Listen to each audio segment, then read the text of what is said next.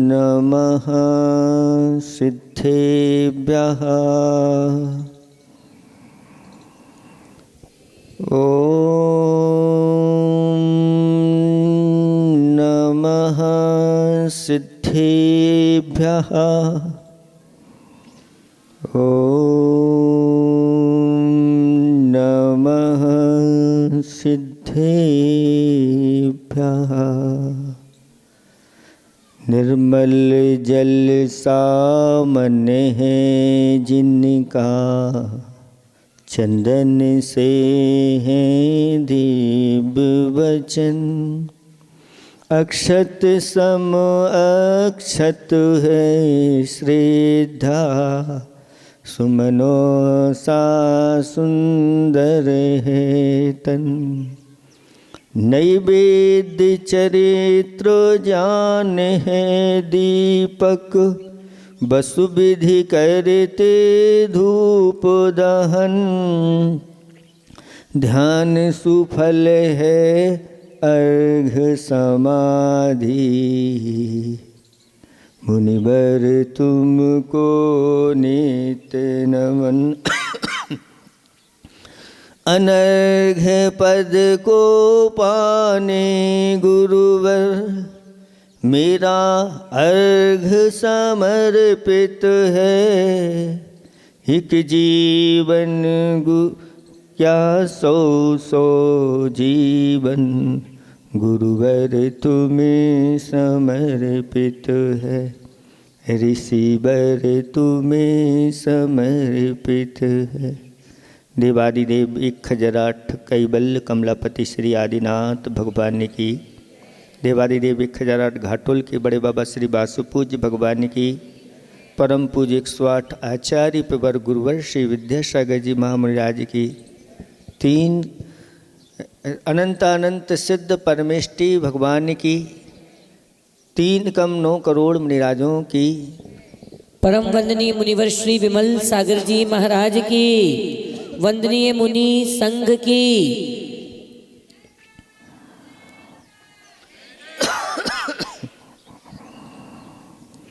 धर्म स्नेही भवात्माओं, सर्वप्रथम हमने आदि ब्रह्मा कैवल्य कमलापति आदिनाथ भगवान की जय बोली। तो कई लोग पूछते हैं महाराज कैवल्य कमलापति कौन है? कैवल्य कमलापति का अर्थ है जो जिन्होंने केवल ज्ञान प्राप्त कर लिया है और उसके जो स्वामी हैं वो कैवल्य कमलापति कहलाते हैं। आदि ब्रह्मा यानी युग के आदि में धर्म के प्रवर्तक हुए हैं। वहीं से ये धर्म का प्रवाह प्रारंभ हुआ और चलते चलते 11वें भगवान तक तो व्यवस्था कैसी रही कि इन सभी तीर्थंकरों ने चारों पुरुषार्थ किए, लेकिन जैसे ही वासु पूज्य भगवान का नंबर आया और उन्होंने एक पुरुषार्थ को गौण कर दिया और सीधा पार करते मोक्ष पुरुषार्थ पर पहुंच गए और प्रथम बाल ब्रह्मचारी के रूप में प्रसिद्ध हो गए। इसलिए मध्यम में उनकी जय बोली। साथ साथ में घाटोल नगर के मूल नायक सैकड़ों वर्ष प्राचीन जिनकी आराधना भव्य जीवगण करते आ रहे हैं, तो उनकी वो मध्य में है। ऐसे ही एक जिनालय इधर हो गया, बीच में वासुपूज भगवान का, और उस तरफ आदिनाथ। उन दोनों के बीच में ये वासुपूज भगवान बैठे हैं। और वासुपूज भगवान की व्यवस्था जब से बैठे हैं तब से वह व्यवस्थित चली आ रही है। समाज की परंपरा अक्षुण्ण बनी हुई है। आचार्य भगवंत कहते हैं समाज किसे कहते हैं? समाज की परिभाषा कोई बताए? हैं?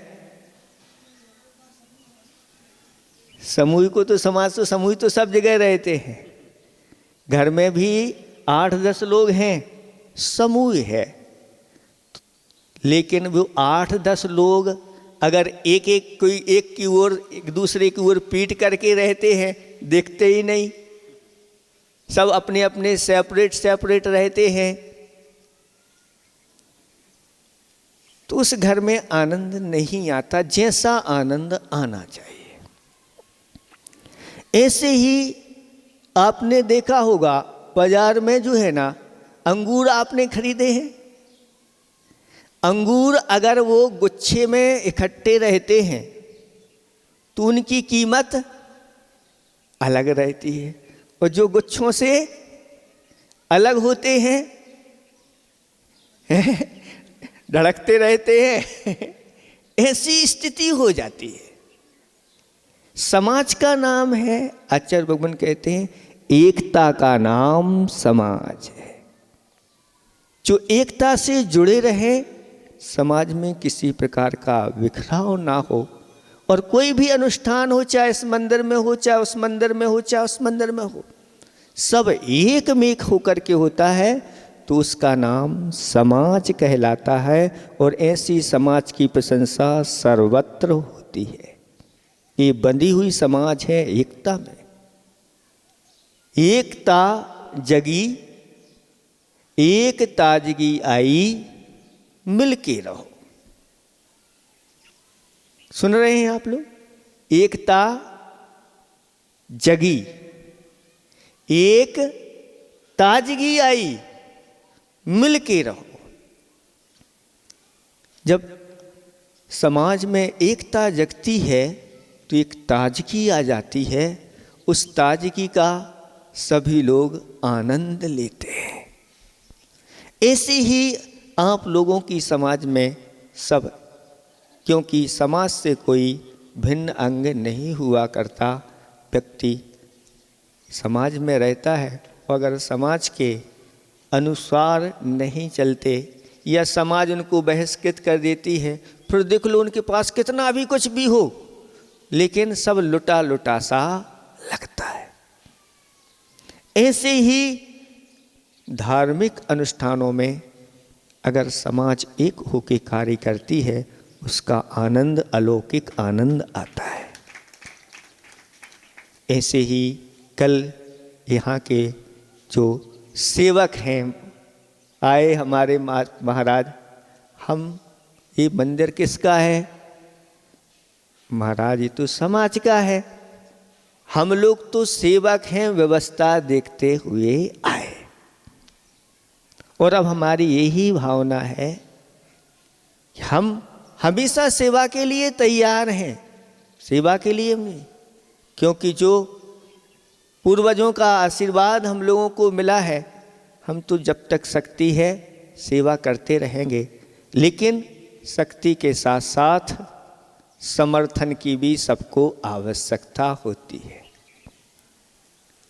श्रद्धा हो लेकिन समर्पण नहीं हो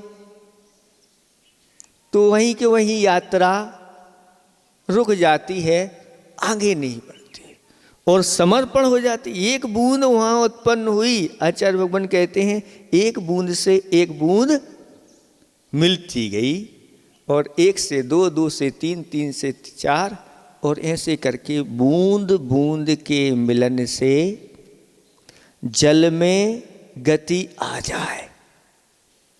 बूंद बूंद के मिलन से जल में गति आ जाए, सरिता वन सागर मिले, सागर बूंद समाए।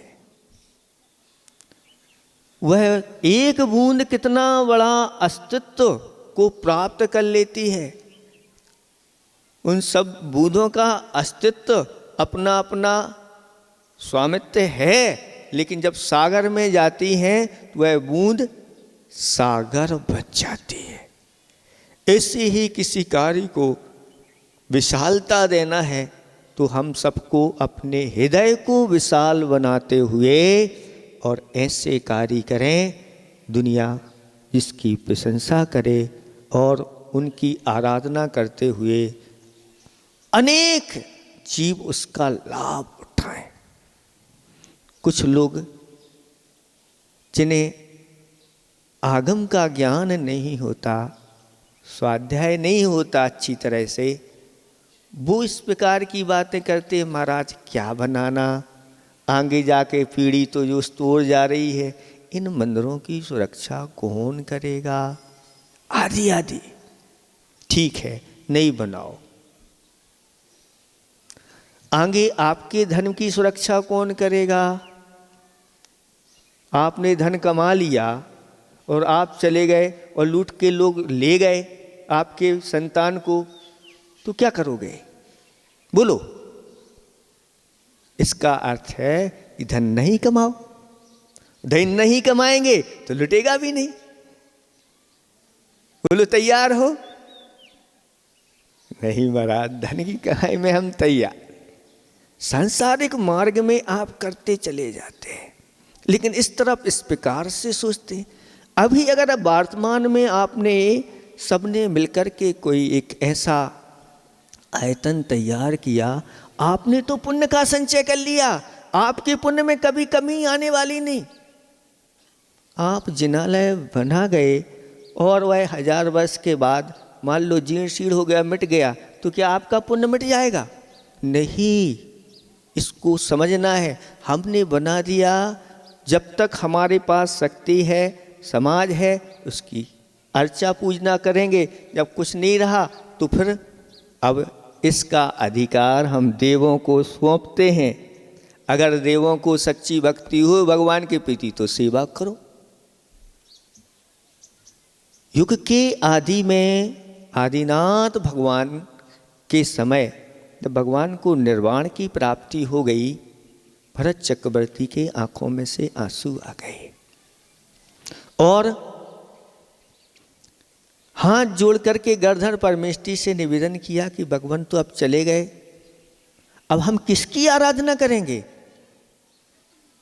तो गर्धर परमेष्ठी ने कहा कि स्थापना निक्षेप के माध्यम से अच्छे भव्य जिनालयों का निर्माण कराओ और उनमें जिनेंद्र भगवान की मूर्तियों को स्थापित करो।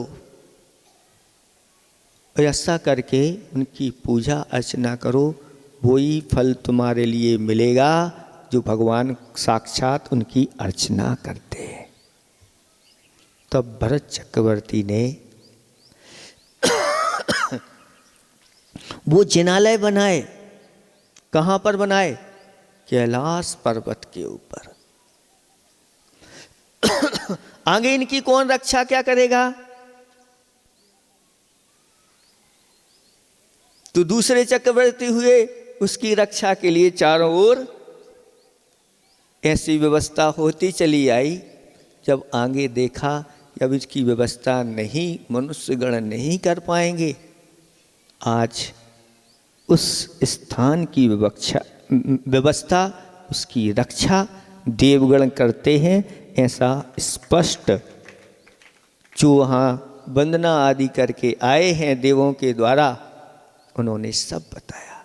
आज सामान्य व्यक्ति वहाँ नहीं जा सकता, लेकिन जो आदिनाथ का अंदर से परम भक्त हो और अच्छी श्रद्धा के साथ, जैसा लामची दास जी ने किया था कि जब तक मुझे इन चिन्हालयों की वंदना नहीं होगी तब तक मैं अन्न और जल ग्रहण नहीं करूँगा।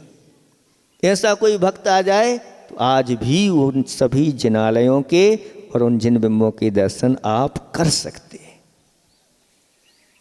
कितने हुए ऐसे राजा महाराजा जिन्होंने अनेक जिनालय बनवाए, हजारों की संख्या में बनवाए, आज कहाँ है? नहीं है। एक इनकी उम्र होती है और आगे जाके आगे के लोग बनाते हैं। अब ये आगे समाप्त हो जाएंगे तो हम नहीं बनाएं, ये हमारी जो सोच है वो आगमिक सोच नहीं है, ये संकीर्ण कहलाते। शास्त्रों में तो कहा है कि जिन्होंने ऐसे भव्य जिनालयों का निर्माण कराया है उन्होंने जिन शासन की स्थापना की है। कितना बड़ा जिन शासन की स्थापना करता कौन? आप सब हैं। श्रावकों के कर्तव्य हैं, श्रावक करता चला जाता है, क्रम क्रम से बढ़ते हैं, आगे जाके उनके जीर्णोद्धार आदि होते चले जाते हैं। ज़्यादा कुछ नहीं कहना, बस इतना ही पूरा श्री समाज को हमारा आशीर्वाद है कि सबको एक सूत्र में बांध करके उस धर्म की प्रभावना आगे होती रहे और आप लोगों की जो भावना है आगे हो। जैसा आचार्य भगवंत का आशीर्वाद हो उनके हिसाब से जैसा समाज आप सब लोग निर्णय लेंगे उसके अनुसार ये कार्य होगा। आप सब लोगों का कार्य सिद्ध हो। इन्हीं भावना के साथ अहिंसा परमो धर्म की। बोलिए परम वंदनीय मुनिवर श्री विमल सागर जी महाराज की, वंदनीय मुनि संघ की। आने वाली 11 दिसंबर से 16 दिसंबर तक जो पंच